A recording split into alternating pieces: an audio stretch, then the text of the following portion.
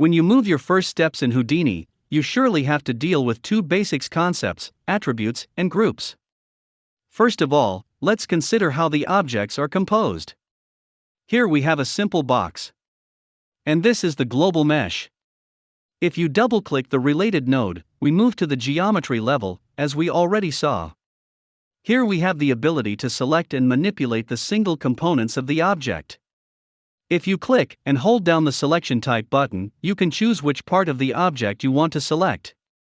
We have points, edges, primitives, and vertices. The points are the corners of the object, while the edges connect two different points. The primitives are, basically, the faces of the mesh. This is not the exact definition in Houdini, but this is enough for the moment. Vertices are what can be a bit confusing at first. They basically represent a corner of a face that is not shared with the surrounding ones.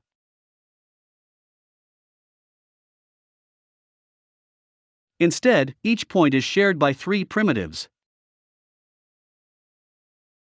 On the other hand, each vertex belongs to a single face. So, this face has these unique four vertices. The question is, why do we need vertices? This because we may need to assign unique attributes to each vertex of a face. If we would assign the same attribute to a point, it would be shared by all three faces. A simple example can better clarify this point. Here, I have assigned a color to this point.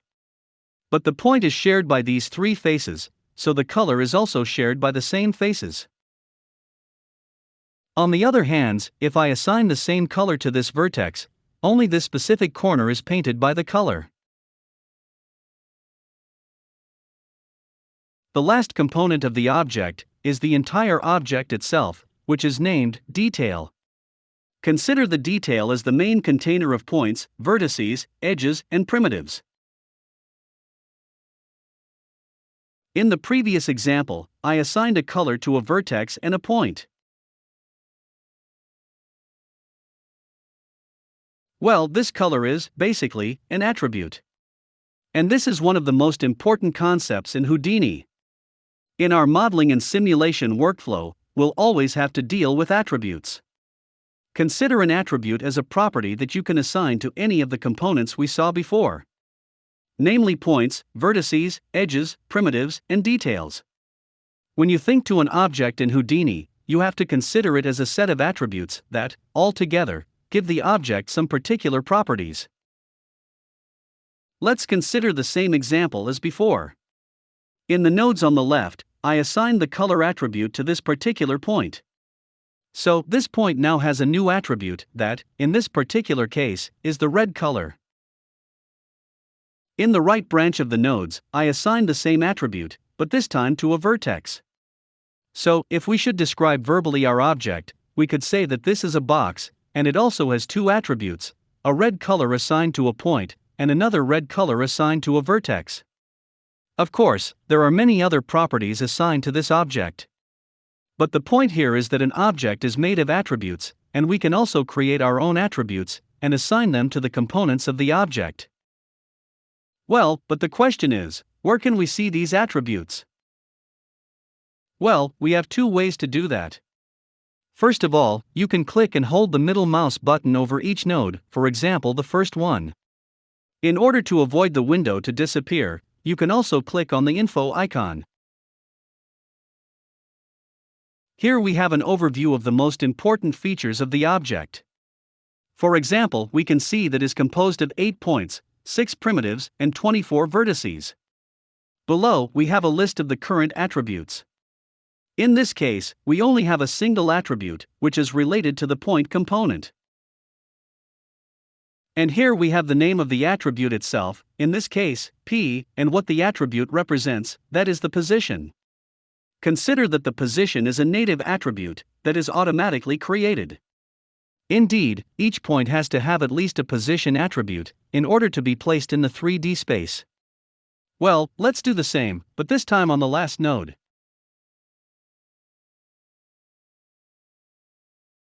Here we have one more attribute, the color one. So, the points of the cube have been assigned a new attribute. This because we created this particular node that do exactly this. It assigns a color property to a component of the object. So, each node in the chain may have different properties and attributes. And this is related to the specific sequence of nodes we created. Let's middle-click the mouse on the same node on the right. We still have this color attribute, but this time assigned to the vertices. But, how can we decide what to assign a property to? This can be done in the property of the color node. Here I can choose where to assign the color. For example, if I click on Detail, the color is applied to the entire mesh. So, this particular node, and many others like this, creates and assigns an attribute to a specific component of an object. But I can also create attributes from scratch. Let's press the Tab key and search the attribute Create node. You can easily do that by starting typing the first letter of each word. Houdini is smart enough to understand that you are typing the first letters of two different words. Let's connect this node to the end of the chain on the left. Here you can choose the name of the attribute and its value. For example, my first attribute.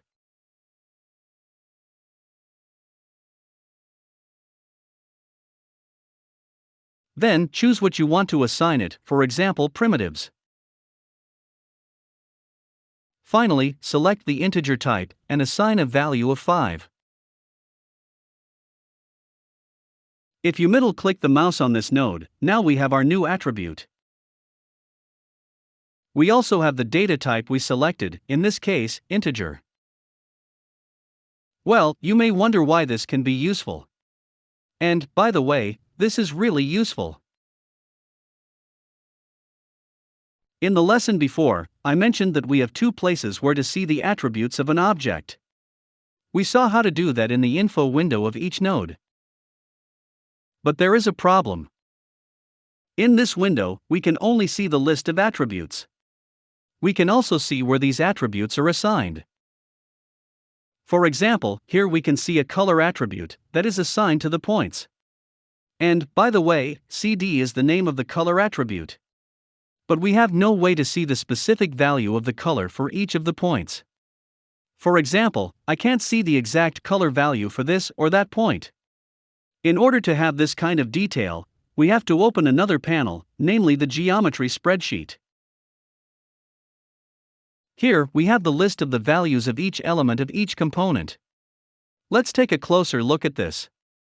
In the upper menu bar, you can choose the component you want to inspect.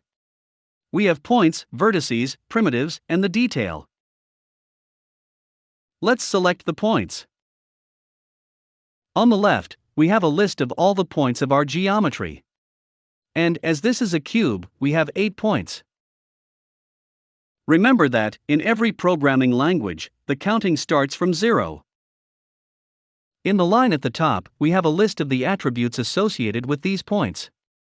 So, we have the position, which is named P, and the color, which is named CD. We have 3 values for each attribute, as these attributes have a so-called vector data type. We'll explain this in a moment. What is important is that now we can see the exact value of each attribute for each point. And, indeed, each point has a different value for the position, as we expect to be. But we can also see that all the points have the same color value, except for the point number 3. And this is the point to which we assign the red color. We can verify this by opening the scene view and selecting, in the menu bar on the right, the Display Points Number button. And indeed, the point with the red color is the number 3. Well, let's go back to the geometry spreadsheet. Select the Vertices button. The vertices have no attributes, or at least, no attributes in this particular node. But, if you remember, we created a color attribute and assigned it to the vertices in the color node on the right. Select this node and click again on the Vertices button in the upper part of the spreadsheet. Now you can also see a color attribute for the vertices. and this vertex has a red color assigned to it. On the other hand, in the primitive tab, we have no attributes. But if you select the last node we added, the attribute create1, you can see the attribute we created, my first attribute. And we assigned this attribute to the primitive component. You can also see the value of this attribute, that is 5. In this case, this value is the same for all the primitives. Basically, when you select a node, you see the attributes and values at this particular step in the node chain. So, in the geometry spreadsheet, you can see all the attributes we have for each component. And in addition, you can see the exact value for each point, vertex, or primitive. But we have one more question to answer. How can we assign a specific value for a specific point, vertex, or primitive? As we already saw, we have a single point or vertex with the red color. On the other hand, all the primitives have the same value for the custom attribute we created. So the question is, how can we assign a particular attribute value to a specific set of points, vertices, or primitives? The answer to the previous question lies in the other basic concept of Houdini, the groups. A group is exactly what its name suggests. It creates a group of points, vertices, or primitives. Once we have a group, we can assign a particular attribute value to a specific set of elements. And this is exactly what I did in this simple example. As some of you may have already noticed, I added a group node in each chain of nodes. Basically, a group node is for selecting a set of elements. For example, in this group node, I selected the point number 3. You can see this because, as group type, I chose the points type. And in the selection field, the number 3.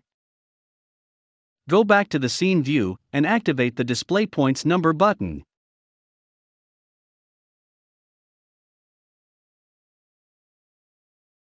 But what about if you want to select another point, for example this one? It is an easy task. Simply type 2 in the selection field. The red color is now applied to this point. Yes, I know, it's not very practical to write each point number, especially when we have a lot of points. The best way to do that is by pressing the Select Geometry button on the right of the base group field. Now, select the points you want in the viewport, and then press the Enter key. The list of the selected points is automatically added in the field. Well, now select the other group node on the right. In this case, I set vertices as group type. And this is exactly what we did, that is assigning a red color to a specific vertex. In this case, the selection pattern for the vertices is a bit different. Indeed, we have to specify the vertex and the related primitive number. But again, you can simply select the vertices you want with the selection tool. As you press it, the actual selected vertex has a yellow color. You can also add more vertices by pressing the Shift key and the clicking or dragging on the vertices you want to add. For example, we can select 2 additional vertices in this face. After that, press the Enter key.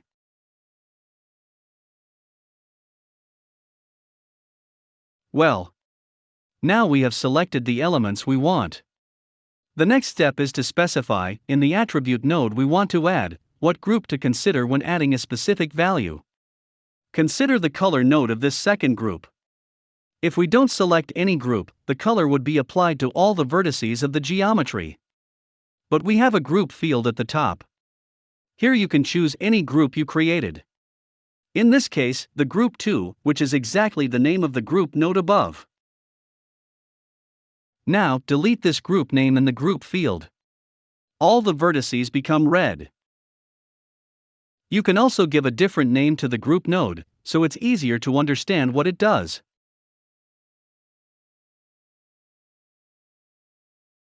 And, by the way, you can do that for any node. So, select the group you want by pressing the arrow button on the right of the base group field. Again, only the selected vertices become red.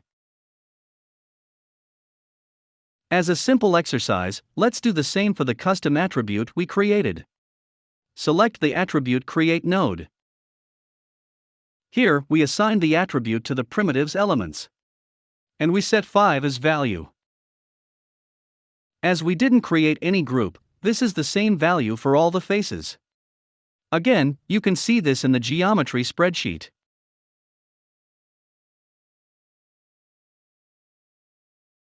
But I want to assign this value only to a specific face.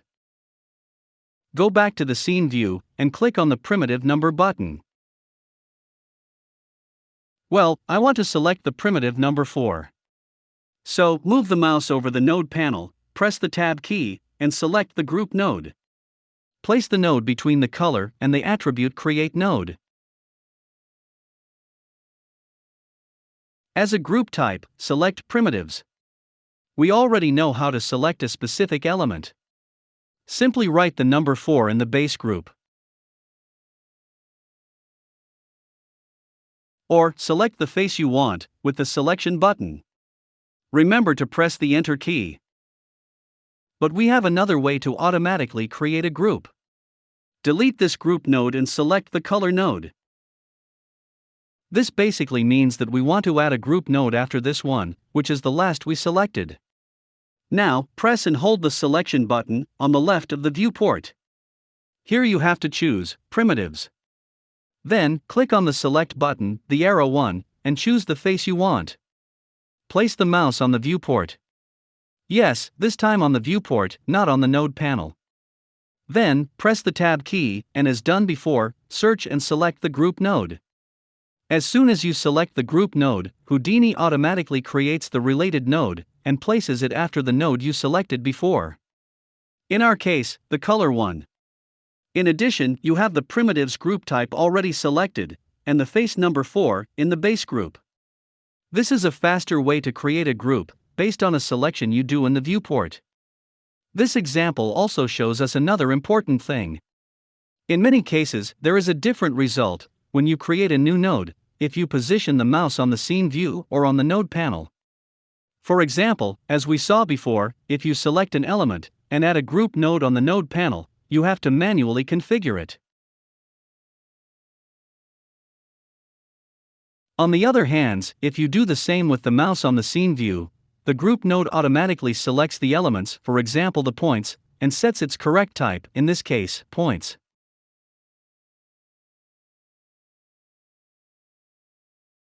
Whatever method you choose, you should have our custom attribute, assigned only to this particular primitive. And you already know how to verify this.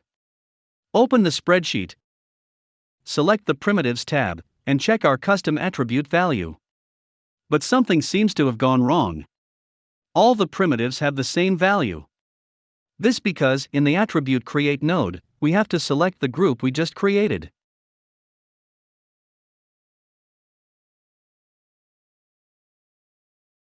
Now, the primitive number 4 is the only one with the attribute value we want.